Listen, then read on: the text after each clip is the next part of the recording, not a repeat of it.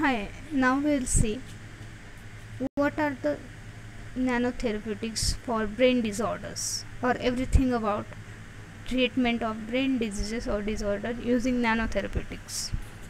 So, therapeutic goal in brain disorders is to achieve a considerable drug concentration in brain tissues. So, first of all, we will see what are brain barriers and how it affects the entry of drug molecules to the brain. So, brain consists of natural barriers which includes blood-brain barrier, blood-brain tumor barrier, blood cerebrospinal barrier and efflux pumps. Among them, blood-brain barrier is a major barrier which serves as both physical or transport barrier, which is present at the interface of blood and brain. It is a tight junction made up of microvascular endothelial cells, astrocytes and pericytes. Microvascular endothelial cells do not have any fenestrations and thus it restricts the influx into the brain from surrounding blood capillaries, whereas astrocytes and pericytes surround the endothelial cells and make it almost impermeable barrier. On the other hand, blood-brain tumor barrier, which is among the primary brain tumors, that is gliomas are most common tumors. So, blood-brain tumor barrier is permeable at the core of glioblastomas only. Next is blood cerebrospinal fluid barrier. It limits the free movement of molecules. Next is efflux pump. These are present in endothelial cells lining which are made up of protein complexes called adherent junctions. Okay, and they primarily regulate the permeability of the endothelial barrier. Structure of blood-brain barrier. Blood-brain barrier is of complex structure which is made up of osteoglia, endothelial cells, pericytes and perivascular mast cells. So, among them, endothelials are responsible for tightness of the blood-brain barrier with highest transelectrical resistance of greater than 1500 ohm centimeter square. So, all these cells are responsible for tight junctions and we perform two functions, that is prevent the passage of small molecules and ions and prevent the movement of integral membrane proteins. So, the prevention of passage of small molecules and ions, which also further obstacled by P-glycoprotein pump. So, they are responsible for recognition of molecules necessary for the brain to enter the brain. So, they allow only those molecules to pass which are recognized. On the other hand, prevention of movement of integral membrane proteins. So, these integral membrane proteins are occludin, claudins and junctional adhesion molecules. Among them, occludin and claudins are backbone of junction strands, whereas junctional adhesion molecules includes cadherins and catenins, which are responsible for trafficking of T lymphocytes, neutrophils and dendritic cells. Function of blood-brain barrier is to tightly regulate the movement of ions and more restricted number of macromolecules from blood to the brain, thus protecting it from injuries and diseases. So, it is done by active metabolism and carrier mediated transport. So, there are two types of transports mainly: transporters responsible for nutrients and other way to transport is receptor mediated endocytosis, which is responsible for larger molecule transport. So, transporters transporting nutrients includes glucose, amino acids and ketone bodies, whereas larger molecules which are endocytosed by receptor mediated endocytosis includes neutrophils and cytokines. So, although these blood-brain barriers protects from injuries and disease, however, it precludes the delivery of drugs to the brain. So that is the main disadvantage of this. So ability to penetrate these barriers is depends ultimately on physicochemical properties of drug molecules. So drugs are used to treat CNS elements should have molecular weight below 400 Dalton and log P value between 0.5 and 6. So ultimate pharmacological response of drugs depends on their effectiveness, its uptake, penetration through protective barriers, and its ability to bind with specific carriers. Therefore, drugs should be designed in such a manner that it has optimal lipid solubility so that it penetrates blood-brain barrier. And this task is not that simple because only increasing the lipophilicity of the drug leads to decreased solubility and bioavailability, also increased protein binding and higher uptake by liver and reticular endothelial cells, which ultimately leads to increased metabolism. And there are certain drug molecules that penetrate the BBB besides what their lipid solubility suggests. It's because of carrier mediated transport of these polar compounds present at the tight junctions. So different pathways for nanopharmaceuticals mediated transport across the blood-brain barrier includes paracellular, transcellular, and many more. So we'll first understand the blood-brain barrier structure.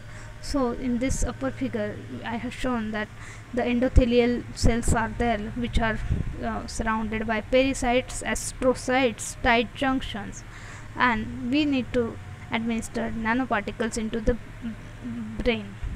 So there are different mechanisms involved in it, like hydrophilic paracellular pathway, ligand nanoparticles, receptor mediated transcytosis, ionized nanoparticles, adsorptive transcytosis, also functionalized nanoparticle carriers mediated pathway, and lipophilic transcellular pathway.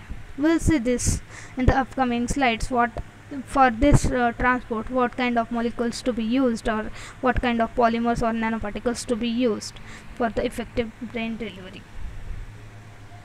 So blood-brain barrier transport mechanisms are mainly of three types of drug transport mechanisms, that is transcellular, paracellular, or vesicular transport. Transcellular means between two cells, from the cell, and paracellular means between two cells, and vesicular transport, it involves the endocytosis. These are further divided into many number of processes, like transcellular, which is also called as intracellular transport, which is divided into passive transport and active transport processes, which are further divided likewise I have mentioned. And then paracellular transport is also of two types, that is permeation through tight junctions and persorption. Also vesicular, or which is also called as corpuscular or endocytosis, which is of two types, that is venocytosis and phagocytosis. So small hydrophilic compounds with mass lower than 150 Dalton and high hydrophilic phobic compounds with mass lower than 400 or 400 to 600 Dalton, which ultimately means small lipophilic compounds with molecular weight less than 400 Dalton are passed via passive diffusion, whereas some hydrophilic compounds, they are passed via active transporter via transport proteins such as P-glycoprotein, and some compounds are passed via transcellular pathway via specific diffusion, specific transporters and transcytosis. Exceptions of molecules crossing the blood-brain barrier. So there are drugs which crosses the blood-brain barrier, like opiates, anxiolytics, selective serotonin reuptake inhibitors, and antipsychotics. So in opiates, morphine, methadone, meperidine; anxiolytics, diazepam, temazepam; and selective serotonin reuptake inhibitors, particularly paroxetine. Also, antipsychotics such as chlorpromazine and promethazine, these are able to cross the blood-brain barrier. And antibiotics and anti-tumoral drugs are not able to cross the blood-brain barrier. So, neurological disorders, we'll see. These are categorized into two, that is neuropsychiatric category and neurological disorder from other categories, which include diseases and injuries. So, neuropsychiatric category includes epilepsy, Alzheimer's diseases and other dementias, Parkinsonism disease, multiple sclerosis and migraine. Whereas neurological diseases from other categories includes neurological sequels such as cerebrovascular diseases, neuroinfections, neurological injuries. So they all constitute 12% of total deaths globally. Among them, Alzheimer and other dementias constitute 2.84% of total deaths, and cerebrovascular diseases constitute 8% of the total deaths. In high income countries, this data is of 2005. Therapeutics for brain disorders. So, there are several pathological disorders involving CNS remain untreatable.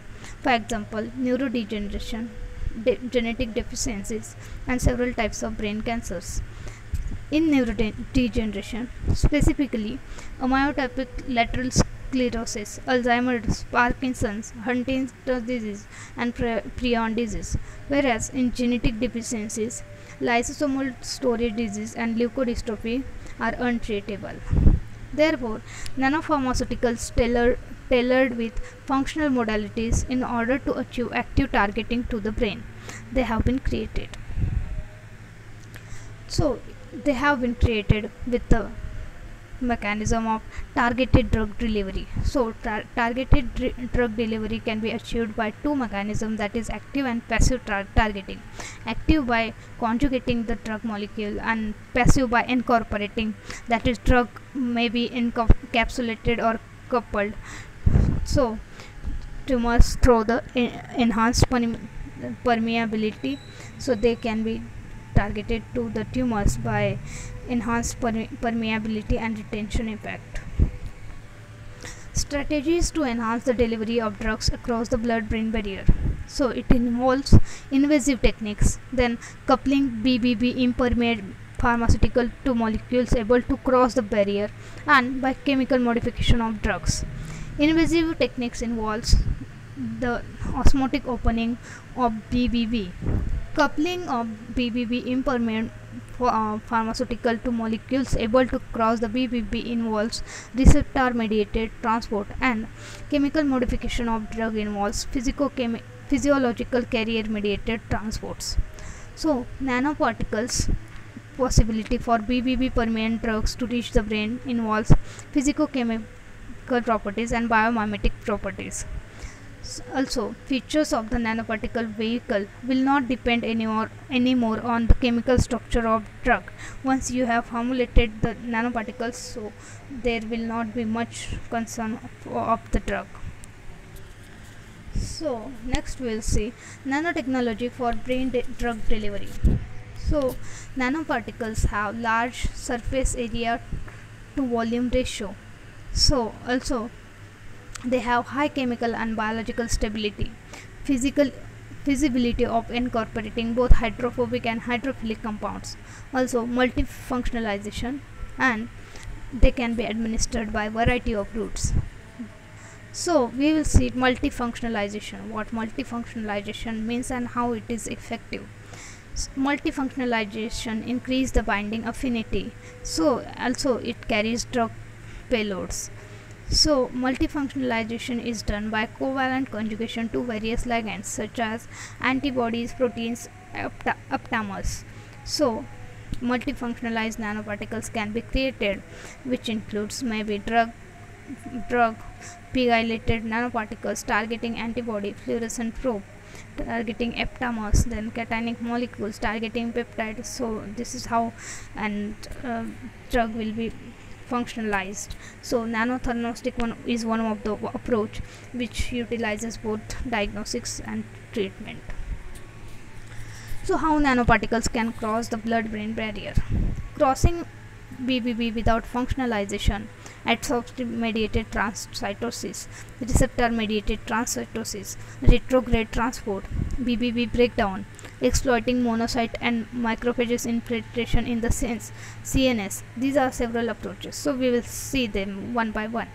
So crossing the BBB without functionalization involves nanoparticles such as of gold, silica or titanium dioxide. Then adsorptive mediated transcytosis involves concepts such as cationic proteins that can bind the endothelial cell surface. So functionalization of nanoparticles with positive surface can cross them. Next is receptor mediated transcytosis. For example, receptors like lipoprotein receptors or transferrin receptors. Lipoprotein receptors through the recognition of APO enzyme which transport cholesterol and other lipids, whereas transferrin receptors are for nanoparticle decorated with transferrin. So receptor mediated transcytosis involves functionalization of nanoparticles. So molecules like insulin, transferrin, apolipoproteins and 2-macroglobulin are uptaked by either clathrin coated pits or caveolar like membrane domains. Next mechanism is retrograde transport. It means from peripheral nerve terminals to neuronal cell bodies in the CNS. Next mechanism is BBB breakdown. In neuroinflammatory diseases, nanoparticles can transiently and reversibly open the tight junctions and thus increases paracellular permeability. So, BBB disruption therapy is used to brain tumors. It should have nanoparticles of less than 20 nanometer. Next mechanism to cross BBB is by exploiting monocyte or macrophage infiltration in CNS. So in neuroinflammation, lesion development and brain injury occurs, for example in multiple sclerosis and stroke. So this can be done by either embedding nanoparticles into activated monocyte used as Trojan horses or nanoparticle mimicking activated monocytes. So nanoparticles enhance drug delivery mechanism involves. It does not necessarily imply their ability to cross the BBB themselves, but at least they act in two ways: by increasing drug concentration inside CNS or moving themselves into the CNS. By increasing drug concentration means higher than the obtainable after systemic administration of the drug, and thus the drugs are enhanced by passive diffusion. On the other hand, movement of nanoparticles themselves into CNS occurs via transcellular pathways. So why nanoparticles are succeed? It is because of lesser toxicity, reduced amount of dose and localizing the therapeutic agents to the specific site. However, there are limitations of nanoparticles, like systemic administration generates interaction between shell of nanoparticles and proteins in the bloodstream that substantially change the bare material properties, and thus it removes the nanoparticles from circulation by reticular endothelial system, which is located in spleen and liver. So the shell of nanoparticles and proteins in the bloodstream, they are adsorption of opsonins on their surface, so that's why they are called as corona.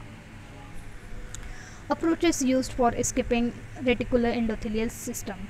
So either formulate the particles with neutral surface charge or use small size nanoparticles which are of less than 80 nanometers. So nanoparticles with these features are called as stealth.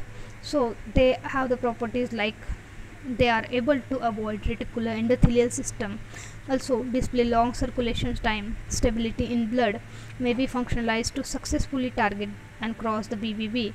Also they are non-toxic, biodegradable, biocompatible, non-inflammatory and non-immunogenic.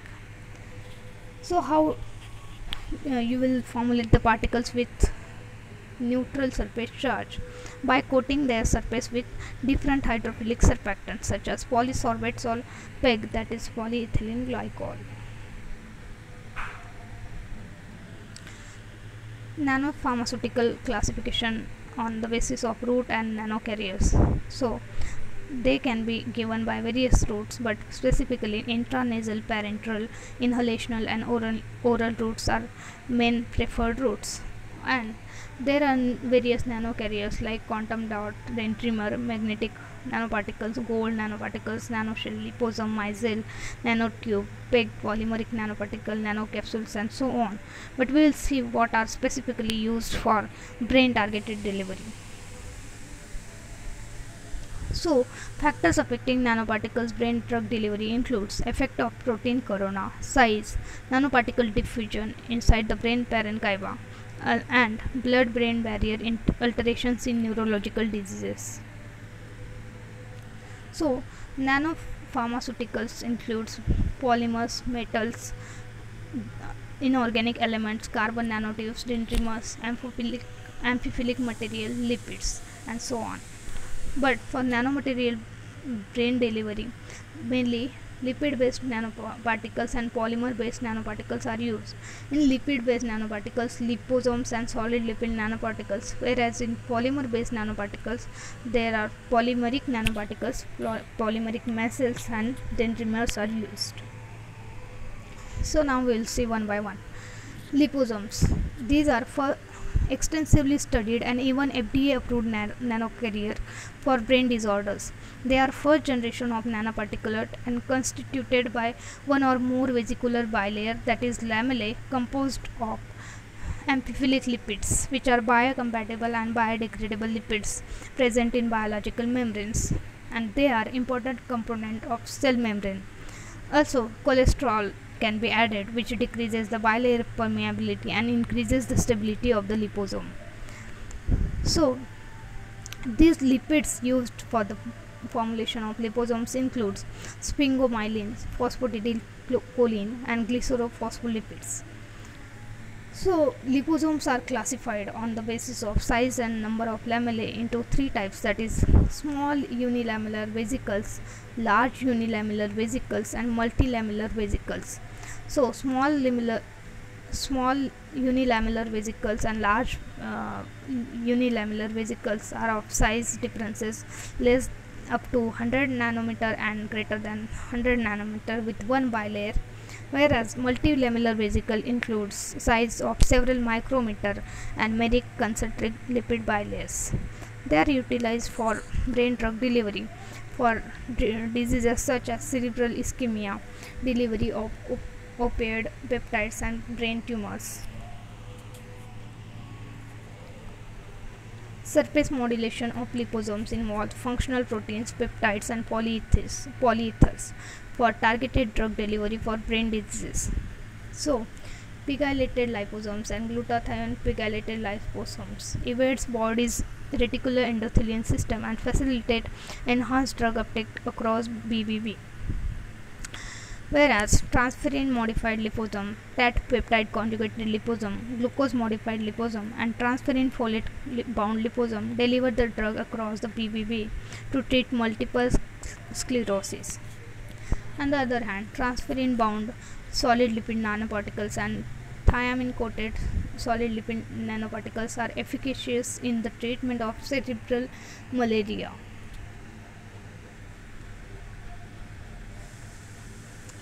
Cationic liposomes.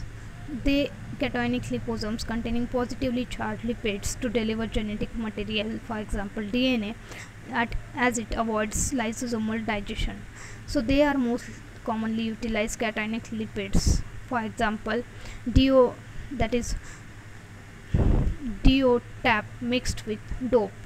Cationic lipids and nucleic acids, which are nucleic acids of negative phosphate charge. This structure formed called as lipoplexes because they are as small as 200 nanometer to structures as large as 2 micrometer.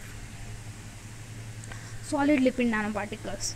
They are stable lipid-based nanocarrier made up of biocompatible lipids such as triglycerides, fatty acids, and waxes of small size around 40 to 200 nanometer and cross tight endothelial cells of BBB and escapes reticular endothelial system. So they have properties that they are biocompatible, high drug entrapment efficiency, then ability to provide a continuous release of drug for several weeks, and surface modifying properties. That's why solid lipid nanoparticles are also used for calcium channel drug carrying to the CNS. Next is polymer based nanoparticles, or which first one among them is polymeric nanoparticles. These are composed of core polymer matrix with size usually between 60 and 200 nanometer. So biodegradable polymers includes PLA, PGA, PLGA, polyanhydrides, polycyanoacrylates, and polycaprolacto. These embeds among them PLGA embeds anti-tubercular drugs like rifampicin, isoniazid, pyrazinamide, and ethambutal. Also, one natural polymer is chitosan, which has been used in variety of drugs or treatment of variety of disorders related to brain. Next polymer based nanoparticles is polymeric micelles. They are formed by amphiphilic copolymers and which have tunable features responsive to external stimuli such as pH, light, temperature, and ultrasound. Next polymer based